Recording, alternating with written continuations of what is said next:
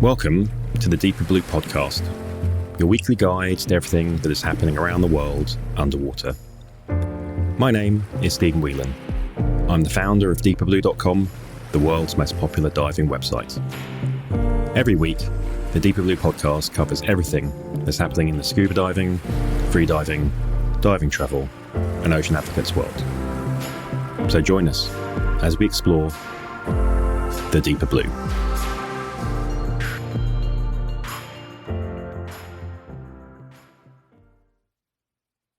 Welcome to episode 2 of the DeeperBlue Podcast. My name is Jason Leas, and I'm the producer of this podcast.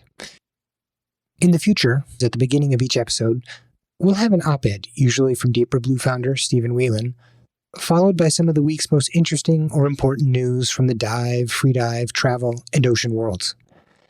But we thought it might be interesting in these first few episodes to talk a bit about where the dive world is at now, in the middle of the coronavirus pandemic and quarantine.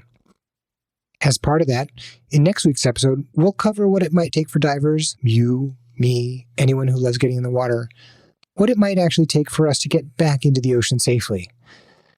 But today we start with a discussion between Stephan and Michael Menduno, which covers a lot of what they discussed in an op-ed they wrote last month, which took a clear-eyed view of the state of the dive world, called The Day the Diving Stood Still.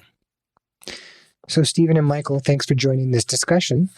As a bit of introduction, Stephan Whelan, founder and publisher of DeeperBlue.com, the world's largest dive website, and Michael Menduno, a longtime diving journalist, editor-in-chief of In-Depth magazine, staff writer at DeeperBlue, and a contributing editor at Alert Diver Dan Europe. As an aside, Michael's also the man who coined the term technical diving. So Stephan and Michael, can you tell us a little about what you wrote and what kind of impact that had on the dive community? Yeah, thanks, Jason. And welcome, Michael. Thank you for being on the podcast. It's fantastic. Thank you. Yeah, the article, I think we called it the Day the Diving Stood Still, along with a very moody person looking longingly over the empty lake, carrying their fins and mask. And it was a very moody article, right? It was a real passion project, I think, for both of us. And we're trying to be positive. It was right when the coronavirus had locked down pretty much everywhere around the world. And the diving industry was really hurting. And both of us have lots and lots of friends in the industry, both professionally and on the kind of consumer diving side, who were very badly affected by it. So it hit home very, very hard. And Michael, will you give us a bit of a thought about, how you thought the article went down around the industry? Well, it was really shocking to find out just the impact on everyone of the coronavirus. I mean, diving, as in the title, The Day the Diving Stood Still, across the world, really, from dive operators, dive boats, dive stores, manufacturers, everything just stopped. A lot of uncertainty, no clear idea when things were going to reopen. So it was a very sobering moment in the dive industry, globally and across the world. Different segments, of course, were impacted differently, but everybody was impacted. So did you guys see this as an existential crisis, both for the industry and for divers as well? Yeah, so I think from my side, it was definitely an existential threat for the diving industry. A lot of the industry are small businesses.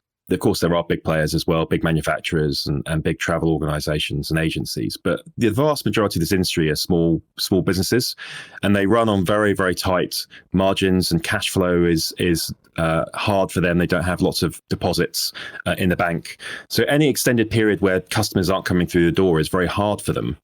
There was a survey that we quoted in the article, which surveyed 200 US-based dive centers. And at that moment in time in early March, it was 50% of those, 49%, I think, of the dive centers had shut by that point. And that was before everything had locked down properly.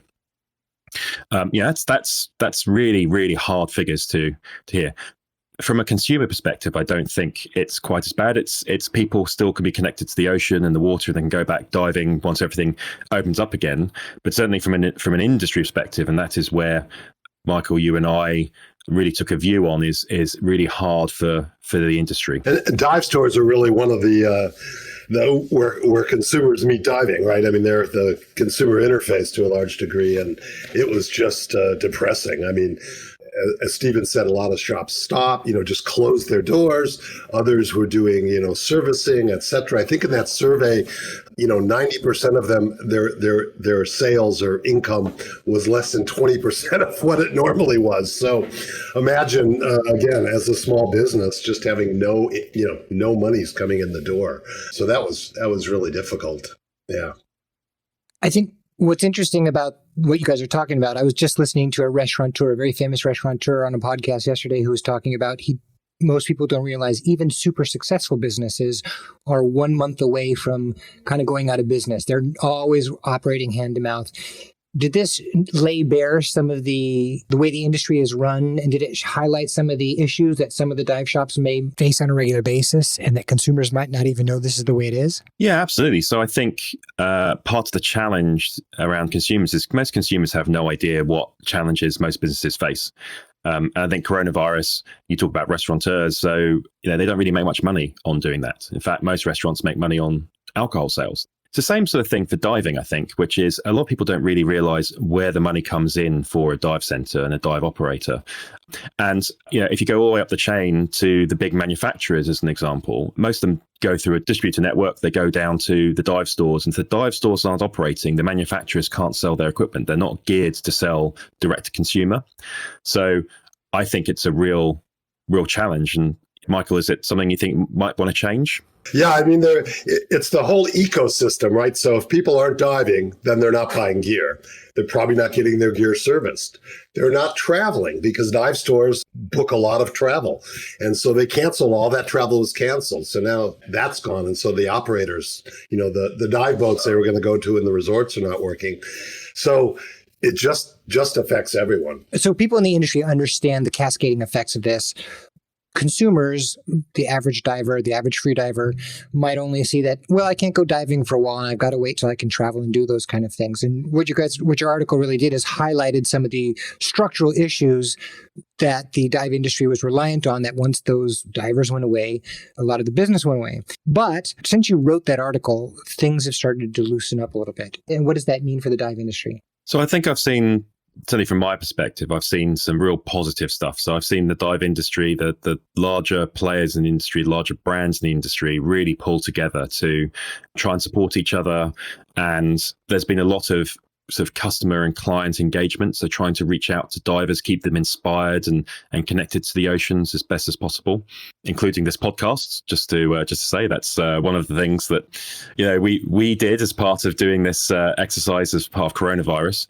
We did suffer a little bit from.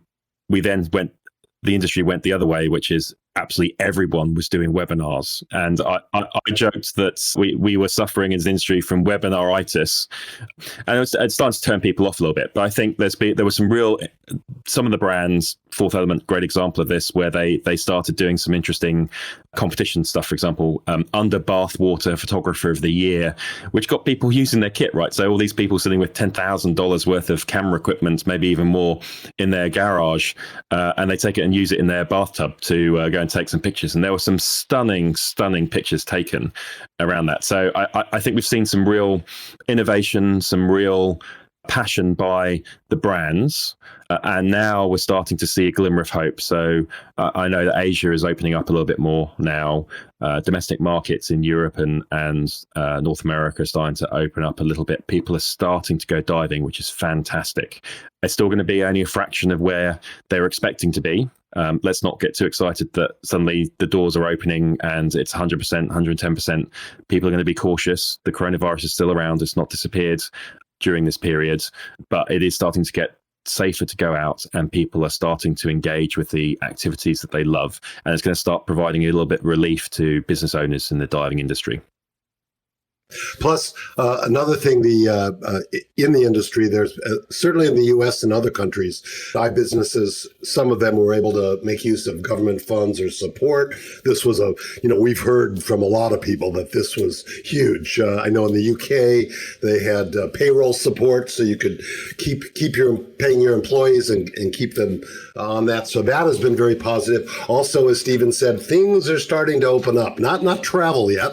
That's not really happening, but more local diving is just beginning. So that's encouraging. The dive stores are benefiting some from that, as well as manufacturers. So I really see that as the first leg back, local diving. Yeah. Well, so that's a great segue then to where I might ask, you guys know the industry so well, but a lot of people that are listening to this would be the average consumer diver, the recreational diver, the recreational free diver. You guys had mentioned before that times were incredibly tough, but that there were these glimmers of opportunity might lead to some larger views on how things might move forward. Could you guys speak a little bit to what you see in the future coming out of this? Get a little crystal ball out, right, and gaze into it and find out what's going on. It was part of the challenge about writing the article in the first place, and I know Michael and I agonized over a number of calls and emails and messages about what did our crystal ball say, and it was all very murky and didn't really tell us anything, to be honest. I think if I was to take a good educated guess around it, we're going to see local diving, as Michael said earlier. Local diving is going to be the crux of what people are going to do for the rest of probably this diving season this year, and certainly the Northern Hemisphere. And that's a good thing, right? It's getting back to local diving. It's local dive stores get supported, driving business back into the local economy. All fantastic stuff and what we should be doing. I think we'll also potentially see manufacturers moving to more a direct consumer model. They'll be looking at how they can be less reliant on dive stores, which is, a good thing in its own right as well. But there are challenges, I think, because the industry has to pivot completely to do that. And then that impacts the local dive stores as well. But we'll see. It's going to be an interesting period of time. Is certainly a big pent-up demand from all our divers to get in the water, right? So that will help drive things forward. I mean, there's no question that we're going to be back diving. We may lose some businesses in the process. Already, some businesses have closed. Some are very strained. So hopefully, this local diving and the gradual beginnings can keep others alive until we really get back, some serious diving again in volume and travel. Travel is a huge driver of the industry, and it's probably a majority of sales in the industry are travel related. So that'll be a very important component for that to open up. And any final messages that you would say, maybe coming through such a tough time and having really explored what the industry is like in such a rough way, any positive messages you can see coming out of this, or any kind of final takeaways that we can think about around the dive industry? So I think, from my side, I'll tackle it from two areas. One is to the industry. I think the industry needs to continue to keep their client and customer engagement and inspiration and working together. It's really important that they continue to do that. The hashtag Dive Strong from International Training was a great example of this. I think from consumer side, as you get out there, remember to support your local dive store, your local dive centers, your local dive sites, the manufacturers, your instructors. Remember that these people are going to have gone through some hard times over the last few months. Have a bit of compassion and empathy that they're going to be feeling a bit bruised and battered from all this. Treat them carefully and give them a big hug. Well, from a distance, virtual hug, virtual high five, socially distance. But, it's really important to get out there safely when it's the right time, safely go out diving and support your local diving economy. I wholeheartely agree. Certainly we need to continue to be safe. I think this whole thing has really brought some camaraderie, between all the online workshops and webinars and talks. I think it's made us feel, more connected than ever before in some ways. And so I'm hoping that feeling will continue as we go forward and support each other. Well, that's a great note to end on. One of the things about the most challenging times in life can also lead to the greatest discoveries and the most connected feelings that we've ever had. And I think I see this podcast as being one of the ways that people are now reaching out to try to connect in ways that they never did before. So very much appreciate the conversation, gentlemen. You guys really know what you're talking about. And I just want to say thanks for sharing it with everyone. Hi, this is Dawn Kanegas, dive medicine researcher and Nemo 21 Aquanaut. And you're listening to the DeeperBlue Podcast.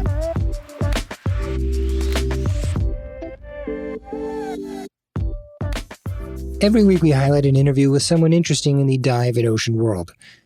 Today we speak with David Diley, an underwater director and cinematographer who not only made an award-winning film about sharks, but he also shares a story where he got maybe a little too close to his subject. So for people that are maybe not familiar with your work, can you tell us briefly who you are and what you do? Sure. I'm a UK-based filmmaker and underwater cinematographer. My speciality, though, is filming sharks. So I did get to do a lot of travel around the world in very exotic, usually warm places, although I've done quite a bit of cold water stuff this year. Well, that's obviously one of the kind of jobs that people hear that, like, wow, you get to travel the world and shoot underwater. What an amazing life experience. How did you find that? How did you get into this? Well, I'd always wanted to do it ever since I was little. I got a passion and fascination for sharks from the age of 3. And then when I was around the age of about 7, I saw a documentary called Realm of the Shark. And it kind of clicked for me there. I thought, hang on a second, these people are getting paid to travel around the world and go and dive with sharks and make films about them. I didn't know that job existed. That's what I want to do.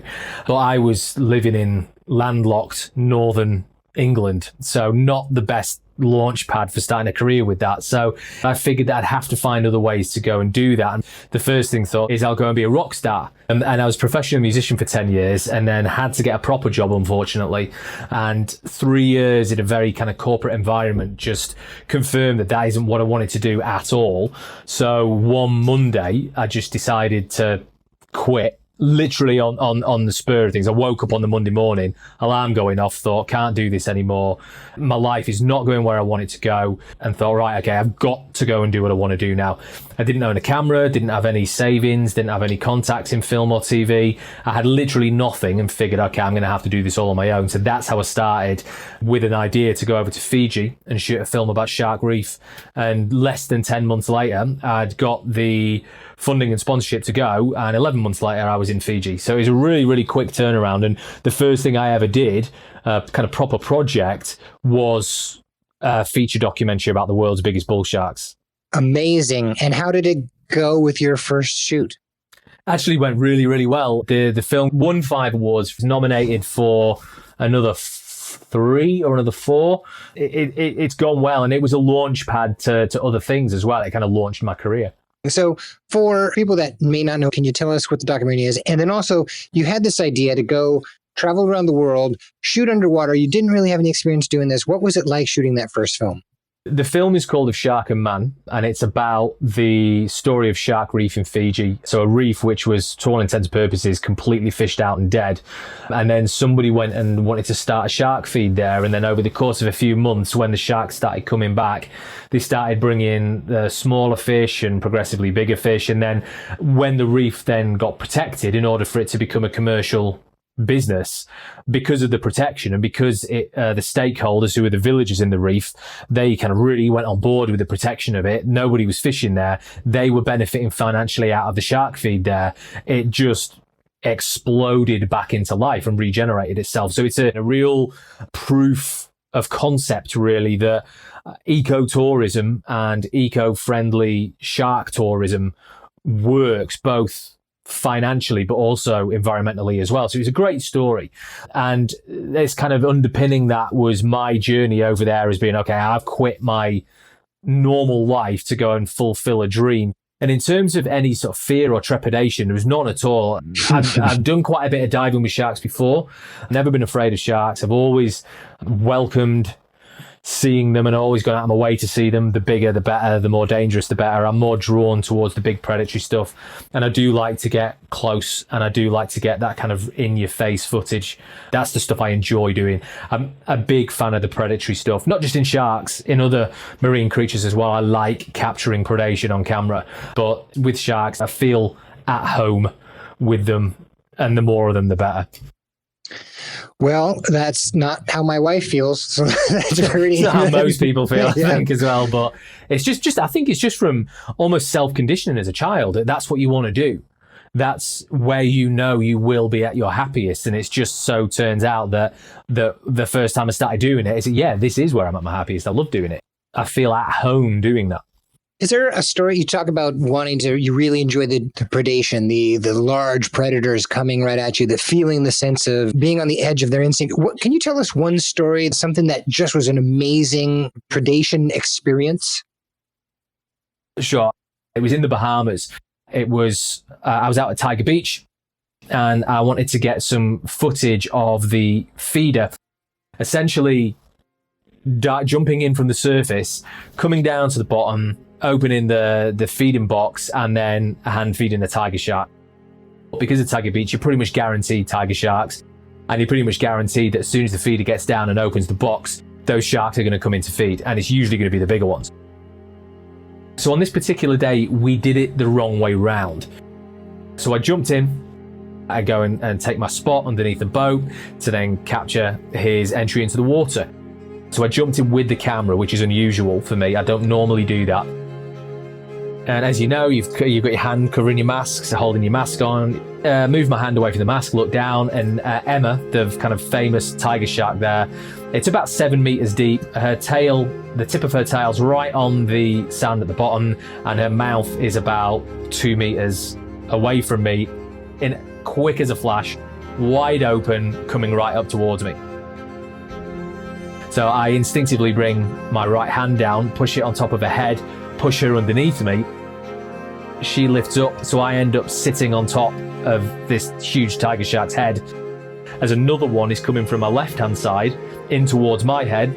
So I instinctively put my left hand out, grab that shark by the snout. It was only probably maybe 4 or 5 seconds that I'm sitting on one shark's head with another shark in my left hand. But it felt like about 20 minutes. And you've got all these thoughts running through your head. And it just was so absurd. I managed to get her off me, pushed the other shark off with my left hand, got down to the bottom, set myself, turned around with the camera. And when both the tiger sharks could see that I had them in the field of sight, they both split away because they like to sneak up on you, and they knew that I could see where they were. So they split away. I looked up to the surface, turned the camera on. Just as the feeder jumps in, comes down to the bottom, opens the feeding tray, Emma comes in, takes it, and I got the shot. But that was kind of the closest I've ever been to a mishap. But it wasn't a crazy, fast-moving, energetic approach. It was a very deliberate, slow-moving. It was very deliberate. That's the only way I can think of explaining it, where she knew what she wanted to do.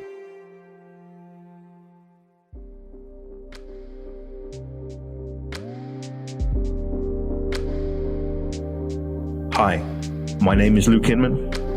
I'm an instructor trainer for scuba, a writer, a filmmaker, and you're listening to the best 30 minutes about diving, the DeeperBlue Podcast.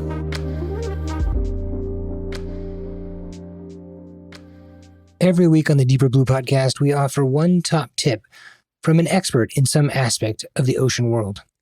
Today, it's from William Trubridge, 18-time world record holder and world champion in freediving. And today he gives a tip that just might flip on its head the way you think about approaching holding your breath. So my top tip is about the importance of getting acquainted with hypercapnia, which is a high concentration of carbon dioxide. CO2 is the waste product of respiration in our body, and it's what we have to exhale. If we don't exhale it during a breath hold, it builds up, and it's the CO2 that actually gives you the urge to breathe. So that suffocating feeling we feel isn't really due to a lowering of oxygen so much as it's due to an increase in carbon dioxide. And so it's actually the CO2 which is causing our body to conserve oxygen. Our body takes its cues from the CO2 in order to shut down blood flow to the periphery, to slow the heart rate, to conserve the oxygen for the heart and the brain. So you actually have to have that CO2 there in order for you to conserve your oxygen and for the dive to be safe and long.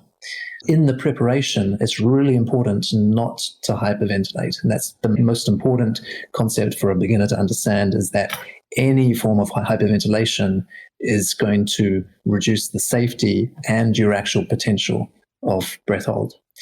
And even deep, long breathing can and often is hyperventilation. So the best way to prepare for any breath hold or any dive is not to think about breathing so much, but more about relaxing. So staying relaxed and breathing just with the diaphragm, with your belly. So the breath doesn't have to be deep. It can be shallow as long as it's relaxed. And it doesn't need to be quick. It can just be the same style of breathing that you're breathing now if you're relaxing, listening to this podcast. So just that resting breath is all that's necessary for freediving. And the most important thing is to stay relaxed in the preparation.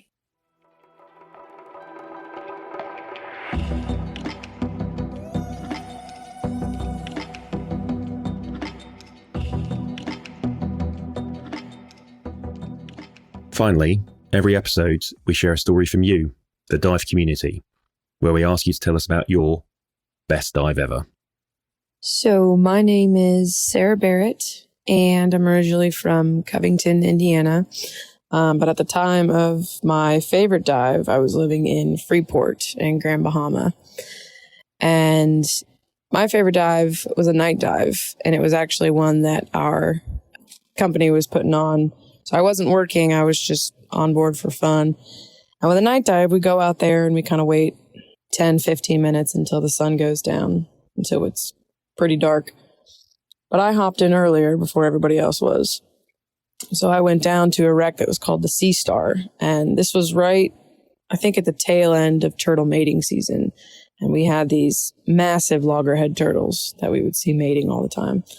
And I get down on the wreck, and it's getting darker, and I can see this figure about maybe, 60 feet or so away from me, and it's super blurry. It's getting closer and closer. And so I just sit there on the wreck, kind of hovering.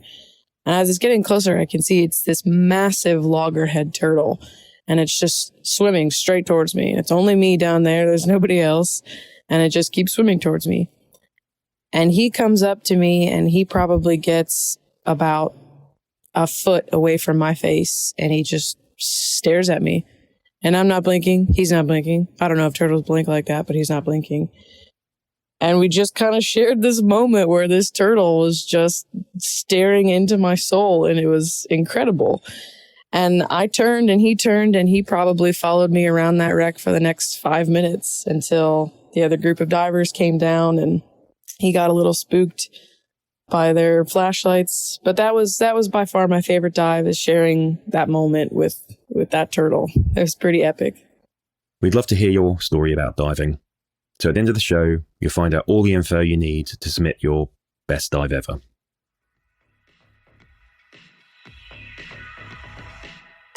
Thanks for listening to the DeeperBlue podcast.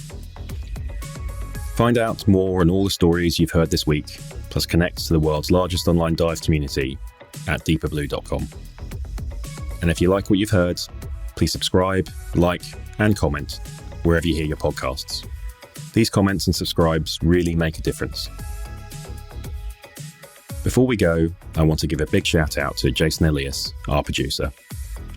In case you didn't know, he has an amazing podcast about people who have a deep connection to our world's oceans. Connections strong enough that they've dedicated some part of their lives to being in or working on behalf of the water.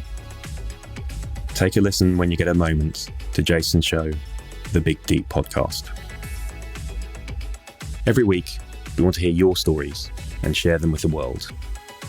So please record and send in your short story of your best dive ever. Keep it brief, no longer than 2 minutes, please. And in it, tell us your name and location, where you were on the dive, what happened that made it so great, and why it's meant so much to you. You can get that over to us at bestdiveever@DeeperBlue.com, or head to our website, podcast.DeeperBlue.com/best dive ever. Join us again next week and explore much more of the Deeper Blue.